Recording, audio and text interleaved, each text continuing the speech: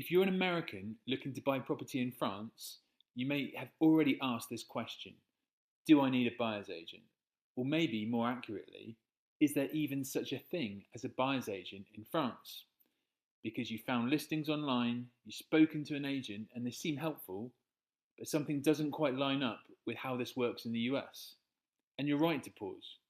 In the US, buyer representation is standard. MLS exists, and it's very clear who works for who. France just works very differently. There is no central MLS. There are multiple listing platforms, and most importantly, listings agents in France work for the sellers, even though they also deal with the buyers. Commission split in the US is standard. In France, it does happen, but very rarely. This is crucial to understand.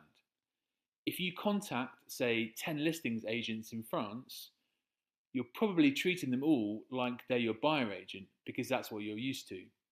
But when you buy, 9 of those agents will have worked for you for free. Do you normally expect to get the best service or advice for free? In the US, when you appoint your buyer agent, they might deal with 9 other listings agents to find your property, but they know that they're going to get paid for their time. You see how that's different to treating listings agents in France like they're all your buyer agent, and maybe then why you're not getting the service that you expect. Even when they're friendly, even when they're helpful, even when they speak perfect English. This is where a lot of American buyers get stuck. They assume that because an agent is answering questions, arranging viewings, or offering advice, that person is acting in their interests. In reality, the agent's contract is with the seller. That doesn't make them bad, it just means their role is different from what you're used to. Buyer's agents exist, but if they work on a commission basis, they also run into the same problems. Often the listings agents don't want to share their commission.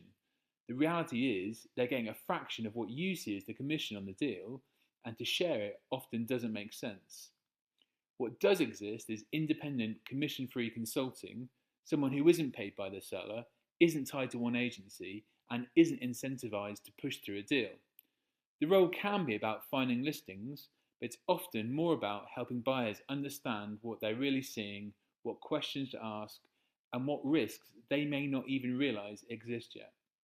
A huge part of this is translation, and I don't mean just the language. Terms like offer, inspection, quote, deposit, survey, they don't necessarily mean the same thing in France as they do in the US.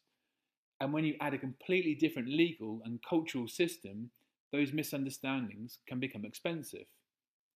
Some buyers are comfortable navigating all of this alone.